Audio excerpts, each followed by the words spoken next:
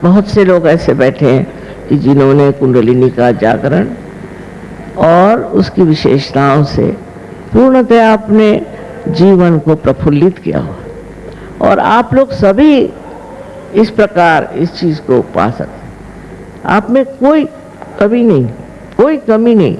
ये शक्ति आप सबके अंदर है।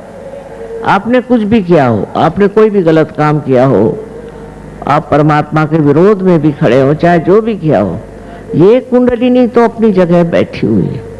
और जब कोई उसको जगाने वाला आएगा तो वो जग जाएगी। और ये जो बाह्य की चीजें हैं, इसको प्रवृत्ति कहते हैं, ये जो आपके अंदर षड रिपु हैं, ये एकदम झड़ जाए। जब आप देखते हैं कोई बीज आप माँ के उदर में डालते हैं तो अपने आप प्रस्फुटित होता है। बीज में तो कुछ नहीं दिखाई देता, पर जब वो माँ के पेट में जाता है तो वो अपने आप प्रस्फुटित हो जाता है। इतना ही नहीं, पर उसके अंग प्रत्यंग में जीवन आ जाता है। उसी प्रकार कुंडलिनी के जागरण से आप जागरूक हो जाते हैं और आपके अंदर की जो वृत्तियां हैं, जो नाशकारी हैं, जो गलत है, वो अपने आप झड़ जाती है। ये बड़ा आश्चर्य का विषय है, किंतु ऐसे बड़ी आश्चर्य की बात नहीं, क्योंकि ये घोर कलयुग है। ये घोर कलयुग है और इसके प्रताप से न जाने कितने लोग झुलस गए। और अब इसी कलयुग में ये कार्य होने वाला है और इसी कलयुग में आप इसे प्राप्त करने वाले हैं और उस परम तत्व को आप प्राप्त करने वाले हैं जो आपके अंदर आत्मा स्वरूप विराजित है। उसके प्रकाश में आप अपने को जानेंगे। आप जानेंगे कि आपके अंदर से कौन से दोष गिर गए और अब आप शुद्ध चित्त वाले आत्मा स्वरूप हो गए। इसको जब आप जान लेंगे कि आपकी ये स्थिति है और यही सच्चाई है, तो जितनी झूठी बातें हैं आप छोड़ देंगे। उससे क्या फायदा? किसी भी झूठी बात को साथ लेकर के आप कहाँ जा सकते हैं? पर तब तक झूठ नहीं दिखाई देता जब तक आपकी आत्मा जागरूक नहीं होती। आत्मा के प्रकाश में ही आप उस झूठ को समझ सकते हैं जो आपको हर तरह से भुलावे में रखता है। और इस भुलावे में हर तरह के लोग घूम रहे हैं। आप दुनिया की तरफ नजर करें, किसी भी धर्म का नाम लेकर के आज लड़ रहे हैं।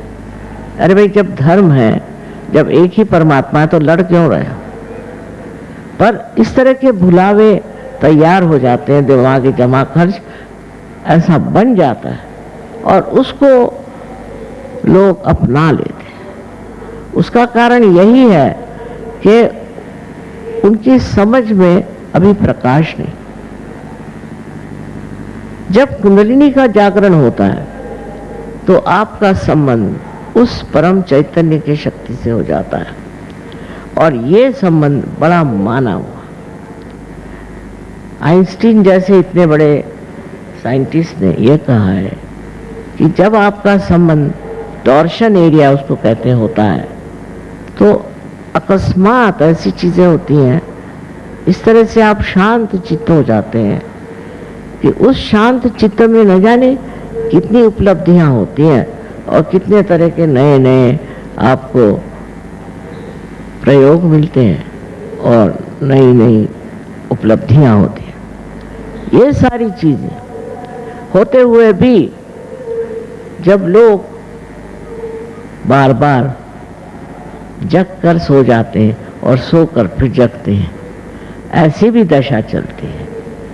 ऐसे लोग नहीं होते कि जो एक बार पार हो गए सो हो गए। उसके बाद उनकी गहनता कितनी है इस पर निर्भर है।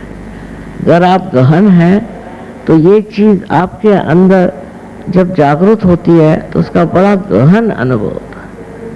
आप एकदम निर्विचारिता में चल जाते हैं। आज ही मैं बता रही थी कि मनुष्य विचार क्यों करता है। हर समय हर एक चीज पे देखना और उस पे विचार करना। कोई चीज है, जैसे ये अब कारपेट है, ये कहाँ से आई होगी, कितने की होगी, क्या होगा, दुनिया भर की झंझटें इसके लिए होगी। बजाय इसके को इतना सुंदर है, इसका सौंदर्य, उसका आनंद ले, मनुष्य सोचते ही रहता है। और इस तरह के सोच विचार से मनुष्य कभी कभी पगला भी जाता है। तो किसी भी चीज की ओर देखकर उस पर प्रक्रिया करना, रिएक्ट करना, इससे बढ़ के और कोई गलती नहीं है। क्योंकि जो आप प्रक्रिया कर रहे हैं या रिएक्ट कर रहे हैं किसी चीज पर, तो वो आप अपने अहंकार के कारण या आपके अंदर जो सुप्त चेतन है, जिसे कि कंडीशनिंग कहते हैं, उसके कारण कर रहे हैं। आप इसलिए नहीं कर रहे हैं कि आप उसे पूरी तरह से देख रहे हैं। वो साक्षी स्वरूपत्व आपने, उस चीज को आप पूरी तरह से देखें। अगर आप पूरी तरह से उसे देख सकते हैं तो उस चीज का आनंद आपके अंदर पूरी तरह से समा जाए। सबसे तो बड़ी बात यह है कि इस दशा में आने की बात बहुतों ने कही, मैं कह रही हूँ ऐसी बात नहीं, पर वो बहुत से लोग समझ नहीं पाए होंगे या उस वक्त ये भी सोचा होगा कि ये कैसे हो सकता, हम तो एक मानव हैं, ये कैसे हो सकता। कुंडलिनी के जागरण से सब हो सकता है। और जब कुंडलिनी आप सबके अंदर वास्तव किए हुए है, जब वो स्थित है वहां, तो सिर्फ उसके जागरण की बात है। ये आपका धरोहर, ये आपकी अपनी चीज है जिसे आपने खरीदी नहीं, उसके लिए कोई पैसा नहीं दिया, उसके लिए किसी भी तरह की याचना नहीं की, वो अंदर है, वो स्थित है। सिर्फ उसकी जागृति होने का विचार होना चाहिए। अब ये कुंडलिनी शक्ति जो है, ये आपकी बड़ी शुद्ध इच्छा है। शुद्ध इच्छा हमारे यहाँ कोई है नहीं। जैसे कोई साहब वो कहेंगे, साहब मैं चाहता हूँ कि मेरे पास एक मोटर आ जाए। अच्छा भाई, आ गई मोटर, तो उसका आनंद ही नहीं उठाया, फिर लगे दूसरा कोई ढूंढने, फिर वो चीज हो गई तो फिर लगी तीसरी चीज। तो इसका मतलब आपकी जो इच्छाएं शुद्ध नहीं थी। अगर वो शुद्ध इच्छा होती तो आप तृप्त हो जाते। ये कुंडलिनी शक्ति आपकी शुद्ध इच्छा है और ये परमेश्वरी इच्छा है। ये जब आपके अंदर जागृत हो जाती है तो आप तृप्त हो जाते हैं। तृप्त हो जाते माने आप सोचते हैं कि ये जो मेरा मन ये चाहिए वो चाहिए वो चाहिए करता था, उसके जगह अब मैं ऐसी सुंदर बाग में आ गया हूँ जहाँ सुगंध ही सुगंध, आनंद ही आनंद, शांति ही शांति और प्रेम ही प्रेम बसा। ये जब स्थिति आपकी आ जाती तो फिर आप मुड़ के नहीं देखते उधर जो गलत चीज है। अधिकतर होते हैं ऐसे भी लोग, तो भी कुछ फिर गिरते हैं, फिर उठते हैं, फिर गिरते हैं। पर सहयोग में जिसने एक बार इसे प्राप्त किया, वो इतनी महत्वपूर्ण चीज है और इतने सहज में होती है। उसके लिए कुछ करना नहीं, उसके लिए आपको पैसा देना नहीं, कोई चीज नहीं, प्रार्थना नहीं, कुछ नहीं। सिर्फ आपके अंदर शुद्ध इच्छा होनी चाहिए कि मैं अपने आत्मा को प्राप्त करूं। इस शुद्ध इच्छा से ही आप उसे प्राप्त करें। सिर्फ मन में यही एक इच्छा रखें कि मेरी कुंडलिनी जागृत हो जाए। ये इच्छा ही इतनी प्रबल है कि उससे अनेक लोग अनेक देशों में मैंने देखा कि एकदम से पार हो गए। जैसे एक देश है बेनिन, वहां पर पहले वो मुसलमान लोग थे और वो फ्रेंच लोगों से इतने घबरा गए थे कि उन्होंने मुसलमान धर्म ले लिया। वो मुसलमान धर्म लेने के बाद वो संतुष्ट नहीं थे, उससे भी परेशान, उससे भी झगड़े, ये वो। पर जब उनको सहयोग मिल गया तो सब छोड़ छाड़ के अब मजे में। आपको आश्चर्य होगा कि आज वहां भी 14,000 सहयोगी हैं, वो सब मुसलमान। ये तो मैं मुसलमान उनको मानती हूँ कि जिनके हाथ में चैतन्य है, जिनके हाथ बोलेंगे। आज क़यामत का ज़माना है, अगर आपके हाथ बोल सकते हैं तभी आप मुसलमान हैं, नहीं तो है नहीं। मुसलमान का मतलब है समर्पण, और जब तक आपके हाथ नहीं बोलते आप क्या समर्पण करेंगे। इस तरह से गलतफहमी में पड़े हुए लोग आज न जाने क्या क्या चीज़ें कर रहे हैं। इसके लिए ये नहीं है कि आप अगर किसी वेद शास्त्र पढ़े हुए हैं या आप बड़े तीर्थ यात्रा करते हैं और आप दुनिया भर के ब्राह्मणों को, और कहना चाहिए कि आज हमारे पड़ोस में एक बड़े जोरों में मंत्र बोलने लगे, ऐसे लोगों को आप प्रोत्साहित करते हैं और उनकी मदद करते हैं और उनको पैसा देते हैं, इससे कुछ नहीं होने वाला। ये सब बेकार की बातें हैं, बेवकूफ़ी की बातें हैं। समझदारी क्या है कि आपको क्या मिला, आपने सब दिया, आपको क्या प्राप्त हुआ, आपको क्या मिला, क्या आपको अपना आत्म साक्षात्कार मिला है। आत्म साक्षात्कार के बाद ही आप जानेंगे कि आप क्या है और क्या आपकी शक्तियां और क्या कर सकते हैं आप कितने समर्थ हैं। जब तक आपका अर्थ ही नहीं मिलता आप समर्थ कैसे होंगे। इस समर्थता में आप अनेक कार्य कर सकते हैं।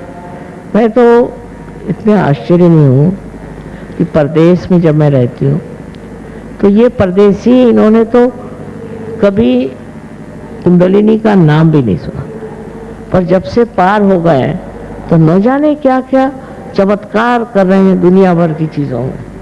और जब ये मुझे बताते हैं तो मैं सोचती हूँ कि ये चमत्कार का भंडारा जो है ये कैसे एकदम से खुल गया, ये लोग इसे कैसे प्राप्त हुए। सब तरह से शारीरिक, मानसिक, बौद्धिक आपकी पूर्णतया प्रगति हो जाती है और आप इसे आत्मसात कर लेते हैं। इतनी सुंदर चीज़ है कि अपने आत्मा को आप जाने। आप ही के अंदर ये हीरा है, आप ही के अंदर ये ज्ञान, आप ही के अंदर सब कुछ है। सिर्फ उसका मार्ग जो है सिर्फ कुंडलिनी जागरण है और कोई। ये मैं आपसे इसलिए बताना चाहती हूँ कि बहुत बार मुझे लोग प्रश्न पूछते हैं कि कुंडलिनी से और कोई मार्ग है। मैंने कहा और कोई मार्ग नहीं। सच बात तो ये, उसमें मेरा लेना देना कोई नहीं, लेकिन आपको तो जो सच है वही बताना है कि कुंडलिनी के जागरण के सिवाय आपके पास और कोई मार्ग नहीं है जिससे आप अपने को भी जाने और दुनिया को भी जाने। सारे दुनिया भर के धंधे छोड़ करके सीधे अपने अंदर बसी हुई इस महान शक्ति का उद्घाटन करना ही आपका परम कर्तव्य। आज आप लोगों को यहाँ देख करके इतने बड़ी तादाद में मेरा हृदय भरा था। एक ज़माना था कि मैं दिल्ली को बिल्ली कहती थी, यहाँ तो किसी की खोपड़ी में सहज घुसेगा नहीं। वो आज मैं देख रही हूँ कि आप लोगों ने इसे आत्मसात किया और अपनाया, और सब तरह का लाभ ही लाभ है, हर तरह का लाभ इसमें है। और अगर महालक्ष्मी की कृपा हो जाए तो अपना देश भी एक बड़ा सुरम्य और बहुत वैभवशाली देश हो सकता है। इसलिए हमको सबको सामाजिक रूप से इसे फैलाना चाहिए, और इस सामाजिक रूप में हर तरह का पहलू हमें पहचानना। जहाँ जहाँ लोगों को तकलीफ है, मैंने कम से कम ऐसे 16 प्रोजेक्ट बनाए जिसमें औरतों को मदद करना, बच्चों को मदद करना, बीमारों को मदद करना, बूढ़ों को मदद करना, खेतीहर लोगों को मदद करना आदि अनेक से प्रोजेक्ट्स बनाए हैं कि जिसमें सहयोग कार्यशील है। और इस कार्य को करते हैं वो समझते हैं कि ये हमारे अंदर इतनी शक्ति कैसे है।